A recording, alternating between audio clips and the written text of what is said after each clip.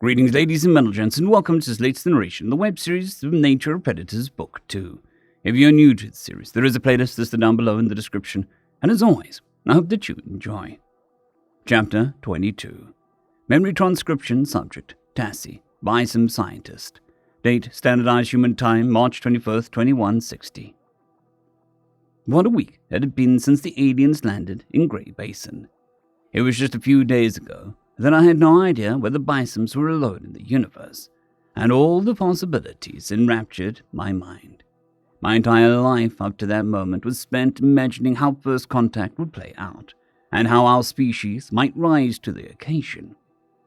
In the time since the Lassan military dragged me off to the transmitted coordinates, my hopes for an innocuous relationship had been dashed. I've learned of a centuries-long war between people-eating carnivores and hundreds of anti-predators. My visit to Earth, witnessing an alien culture on the ground, had been disrupted by the Yotel's vows to block our diplomatic efforts. Now, to cap off the taxing time span, I've discovered that the Tessia were bombed by aliens meaning to exterminate us with fire. I bet they would have been delighted to know our oil secretions made us quite flammable. It was sickening.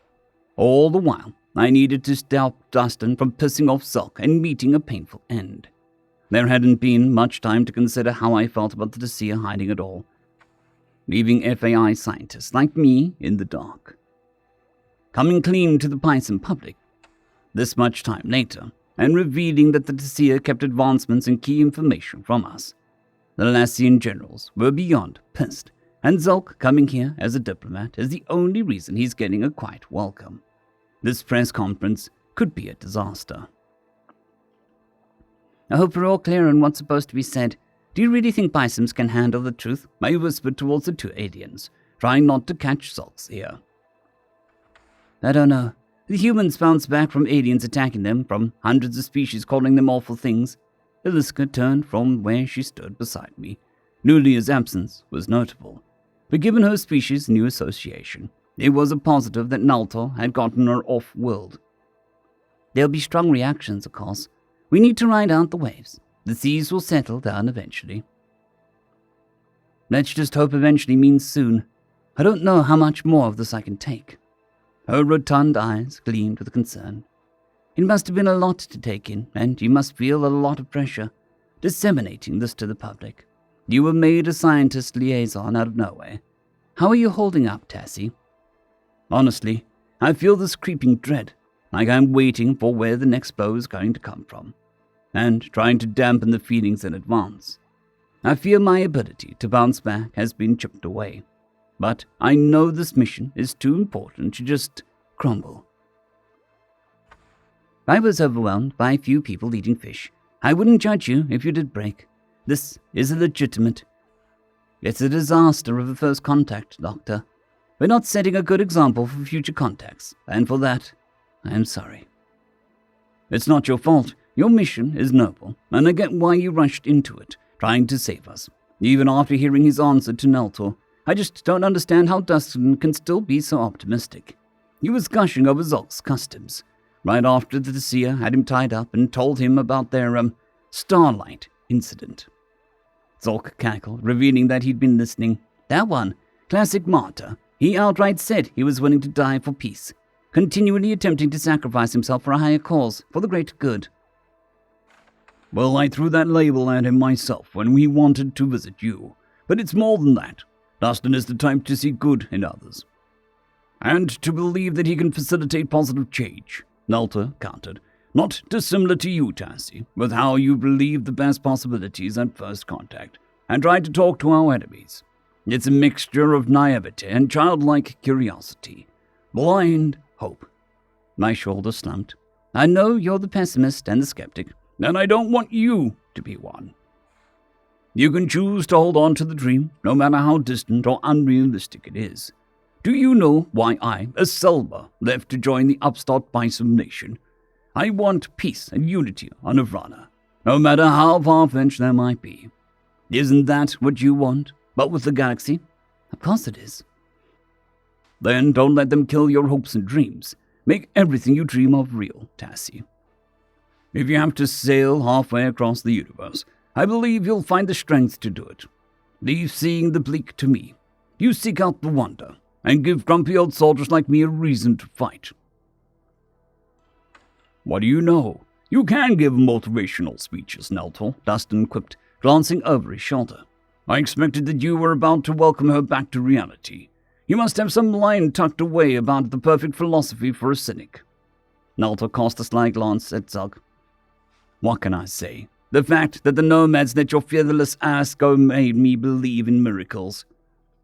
That's what sold you, not the fact that we survived 300 species hell-bent on killing us at our first contact. You guys have it made. Do we now? Feck you. Our people were murdered, not even knowing what hit them, the Desir grumbled. Dustin's teasing smile faltered. In some ways, that's kinder. They didn't live their last moments in fear. I was only ruffling Naltor's feathers. I'm sure we can both agree Lasman has it easy. You're not the one who'll have to suppress the riots, Naltor huffed. You can get in your spaceship and leave whenever you want. That's right. I don't have to interact with you. Quick, Hallie, let's make a run for it. The Thafki's whiskers twitched. But I can't run. My fleeing would trigger all of your predator instincts. Yes, we're so famous for chasing prey when we go fishing. Naltor patted his thick blubber with a flipper, cementing his sarcastic point. You know, I think there'd be more up Dustin's alley. Well, we are at Arcs delicacy. I doubt that he'd put in the legwork. The only thing he ever attacked for food was a vending machine. That was one time, the human protested, pitch rising with indignation. You can't just let the thing swipe your credits for nothing. Besides, the chips only needed a little help. It was more than a little. Truly nothing gets between a persistent predator and his catch. Hey, what now? Dustin rolled his eyes. I'll tell you later, Tassie. We're about to be live on the air. It was all I could do to wipe the amused expression from my features, knowing the gravity of the topics that we were about to broach to the masses. They couldn't perceive that a public official was finding the whole debacle amusing. This posse had found a way to lift my spirits between Naltor's surprising sensitivity and the alien's playfulness. My brain had formed a mental image of Dustin assailing what sounded like a snack dispenser, ramming into the jammed machine with his spindly body. These aliens really weren't enlightened, but I was starting to think of them as friends, scientific minds that were on my level. It was a silver lining to see that Aliska was warming up around us, and that she could joke about topics like predation or even her species being a delicacy. Of the team members, she'd open up the least of all about her professional life, only slipping a few bits about the commune and her parents' water-related deaths. Actually, what even are her professional qualifications? Annie was the one trained to administer the translator implants, so perhaps that's a clue. I hope she'll prove herself here, and that the public can forgive her panic attack, a subject of rampant speculation. The human clasped his hands in front of him, staring at the camera. Hello. As many of you know, Aliska fleeing the feast created all sorts of speculation and rumors. I'm sorry to have kept you in this suspense, but we've been trying to open relations with all governments, so that we could address all people when we talk about the reasons why. Unfortunately, my task is complicated by disturbing new information we've uncovered. The Lasman government has been working to gauge any threats to our safety, and we're satisfied that there are none from this human-led organization, General Naltor stated. If Runner is experiencing ecological collapse, and the humans initiated contact to help us restore our world to a healthy state, I added, keeping my voice steady. Discussions with the Desir have revealed some horrific tragedies and secrets that we feel all Bisons have a right to know. Aliska flicked her ear. We've been working to uncover the full information, and we'll be sharing as much as we can about ourselves on the internet, in the name of transparency. What we want is to protect you and help you navigate what is, frankly, a complex political situation. I'm going to give you the short of it, just like I was given years ago, when we first learned it. I was pulled out of class, sitting in an auditorium, as a researcher from our version of the FAI began to talk, Dustin said. What they told us was that the alien community was terrified of us, because we were meat-eating species with forward-facing eyes. They deemed us predators. They'd all been fighting a war against us all sapient carnivores for centuries. And those carnivores, the Orcs, would keep species like mine as cattle, and eat them. The Federation demonized everything predatory, and obsessed over ridding anything tangentially related to predators. The Thafki are a broken race to this day, even after the humans liberated the cattle farms. It is in the back of all of our heads that we're, food. I don't know how to describe the cultural trauma. To be clear, the Orcs and the Federation were defeated. Nobody will threaten you today or hate you the way humanity was hated. You won't be involved with some psychotic war or have to deal with the Federation's cultural erasure. But the legacy is still there. Some will fear and distrust you, even if it's not their intent. I lifted my beak. Aliska became overwhelmed in the moment at the feast because of the clear reminder that she was the only herbivore. That was what happened, and the humans had been forthcoming about everything. They want the galaxy to be better and to heal its wounds, no matter how gaping they might be. There has been real progress, and I really was excited to be here. Fishing is an important part of bison culture, and you're not the Orcs, Thafki added. As a neuroscientist, it's been my job to weigh the toll this all might have on your own psyche. I lost sight of mine. I'm sorry for reflecting poorly on aliens and ruining a beautiful gesture from Lassman. Aliska is a neuroscientist, brain research. I suppose understanding our chemical reactions and thought processes was important to predicting first contact. That must explain why the translator implants got handed off to her. Dustin lowered his head. You might wonder why various species behave so strangely. All I can say is they were working to remove the Federation's claws. And unsettling of the truth as it is, their efforts to turn all the sapiens into perfect prey were violations of the rights the Sapient Coalition stands for. Genetic and cultural edits for control don't vanish in a few decades, I'm afraid. Yet I've seen the humans' world, living in harmony regardless of the background. They give their technology and pledge their assistance freely. Dustin has been selfless, risking his life to foster peace, Nelta commented. The humans are leaders. I believe they can inspire the best in people. All we've ever wanted is friends. Our arms are always open. We would never dream of harming you or trying to change you. I hope you'll judge us by our peaceful intentions, not to derangement of the past. I hope you feel safe in knowing that science and kindness triumph over ignorance and tyranny. Well, I'll allow Zelk to tell this story. I hope that you'll find some solace in knowing that it will never happen again on our watch. The Seer looked like he wanted to fold his head feathers over his eyes when the expectation to speak fell on him.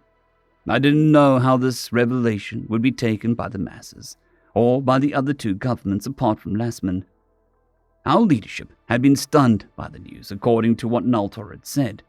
Up to the highest echelons of governments, hushed debates over how to handle the deceit had included punitive actions against Ulsh.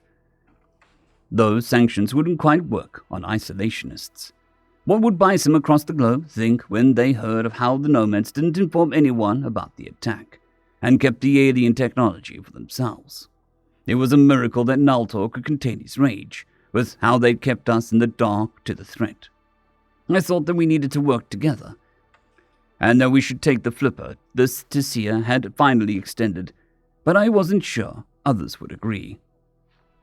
That's not to mention billions of civilians hearing that aliens from a species that was involved in the first contact party tried to bomb civilians from orbit to kill us like fish in a net.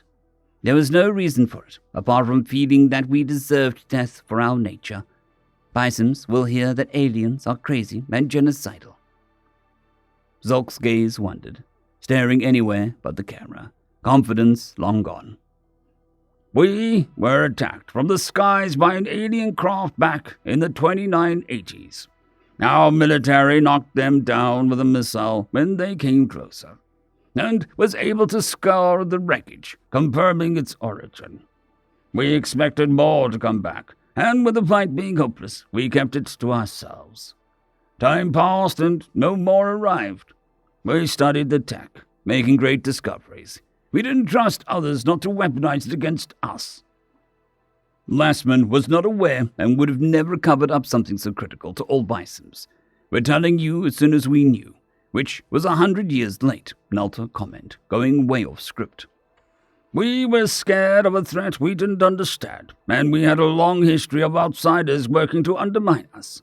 They could have pounced on our weakness, with cities burning. There was no Lastman then, just centuries-old enemies. But you didn't fess up in the 100 years since. You kept it all for yourselves. You let us send messages into the void that could have got us killed. Explain that to the public. Dustin turned to glare at Nalto. This is not the place or time. People are no doubt frightened, and they need unity. Bison unity. Isn't that what Lastman stands for? The Tizir only care for themselves. They gambled with our lives in their own self-interest. I'm making a statement on behalf of my nation. That is, cannot be allowed to slide down the ice. Healing wounds and minds is much more important than pride or evening the score. While I wouldn't tell Bisons how to handle your affairs, I think the fear and the millions dead was a punishment of its own for the Tizir. Please, let's not create any more fires now. The people have enough to come to terms with. I know they do. I'm showing that we are demanding accountability for the betrayal of our entire species, even in the darkest times. What they want is to feel safe. They just heard that aliens came to kill them en masse, and they want to know how Lastman is protecting their safety. How you can trust humanity, even though it wasn't us. To be clear, it wasn't us. We have no reason to believe humanity had any knowledge of the attack, or any involvement in it, Zolk jumped in. I straightened, eager to divert the conversation. The humans weren't even spacefaring when the attack occurred. It wasn't a sanctioned act of the predecessor forum either, judging by how it didn't show up in the official records. It was a rogue scout ship of aliens whose job was to target predator wildlife. The humans couldn't have known. My species had no knowledge of this either. We didn't even have our own planet or military at the time, Heliska commented.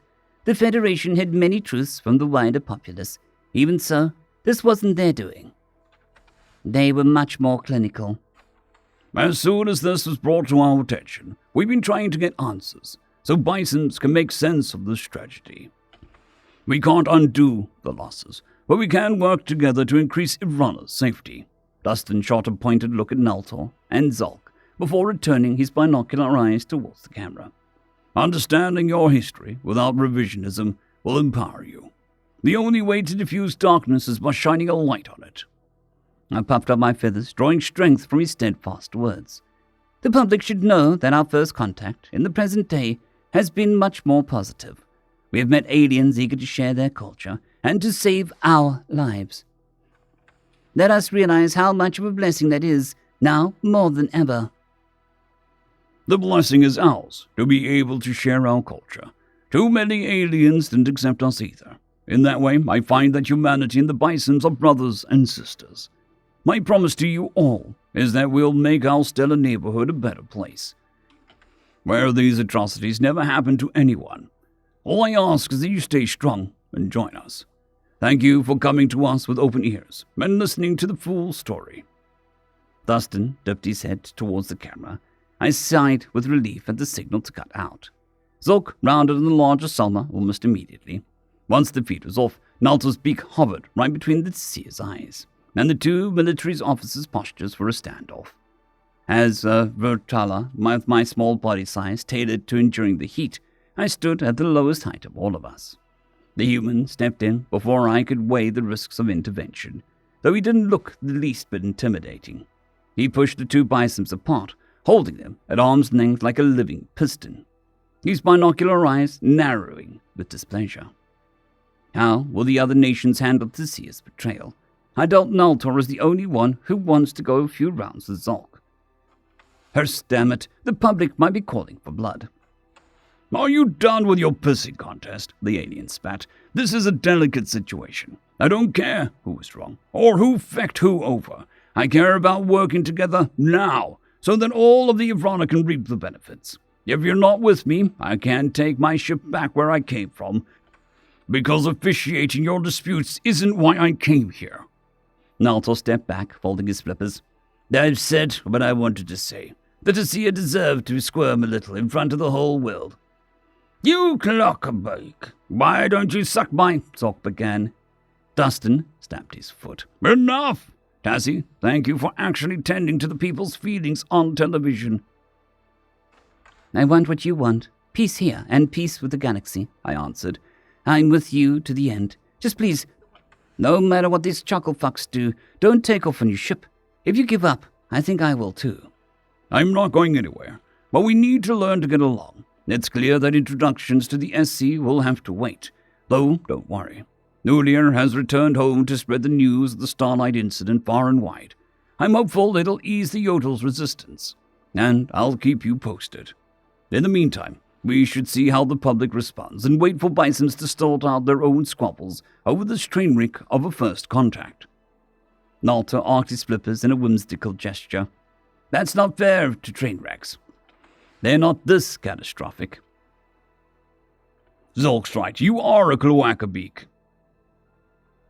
For what it's worth, the calamitousness of this mission is where Naltor and I agree, the Tasia chimed in, his voice calm once more. I came here to accept humanity's friendship. However, the Salmor will not humiliate me or put me in that position where I have to defend myself again. I've thought much about how Dustin asked if we were miserable. It would be merciful to have someone stand beside us. Heliska's ears perked up. The Sapient Coalition will. We should spend some time in getting to know each other in a more light-hearted scenario, like friends do. Naltor and Tassie benefited from seeing us as people. I have a suggestion for what we could do that would make Zulk feel more at home, and that we'll all recognize. What's that? I wouldn't mind a little boating and feeling the sea spray on my beak. I've never seen the waters or lands away from Ulsh. That could be arranged, but it wasn't what I had in mind. How about a game of migration? It's one of the few Tasia cultural exports that we could find. May wager I can kick everyone's here's ass. Well, it's impressive that you know how to play, but I highly doubt that you can beat a skilled player. I'm not the type to let you win. Dustin's teeth bared a devilish delight. Oh, you better watch out for Hallie. She's a migration menace. I'll be the first one out, but count me in, I remarked. Naltor? Naltor sighed. Hallie spanked us all when we played on the ship, but I wasn't ready for her wily strategy. I'm itching for some sweet revenge, and to beat a Tasia at his own game. It is so on, Zork fired back. While the rest of the world reacted to the news we had just unloaded on them, I followed the first contact team to play a Bison board game. After all that had been heaped onto our plates, it would bring some much-needed pleasure to our time together. I knew that the general reaction to the press conference would be on everyone's minds. But we could go over it later. At the heart of my worries, I hoped that other important individuals beyond just Naltor could put their resentment towards the Tasia aside. With an indefinite buffer already proposed by Dustin, the last thing I wanted was our Sapient Coalition introduction to be delayed even further. End of chapter. I would like to thank our T5 members and patrons, Casper Arnholtz, John Creighton, Vidmori, 050, Dragzoon W.R.E, and Elijah Silvercross. Thank you very much.